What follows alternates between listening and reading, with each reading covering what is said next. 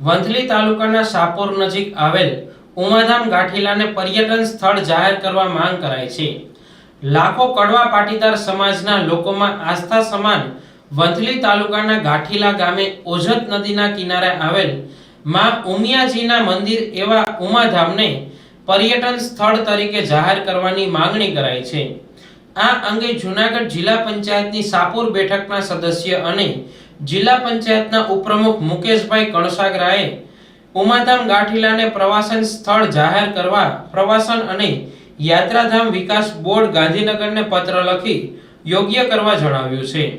પત્રમાં જણાવ્યા મુજબ વંથલી ઓઝત નદીના કિનારે આવેલ ગાંઠીલા ગામે લાખો કડવા પાટીદારોના આસ્થા સમાન ઉમિયા માતાજીનું ભવ્ય મંદિર આવેલ છે, તેમજ જૂનાગઢથી સાસણ જતા લોકો પણ અહીં મોટા પ્રમાણમાં દર્શનાર્થે આવે છે, જેથી આ જગ્યાને પર્યટન સ્થળ તરીકે જાહેર કરવામાં આવે તો અહીં દર્શનાર્થે આવતા લોકોને સારું પર્યટન સ્થળ મળી શકે તેમ છે।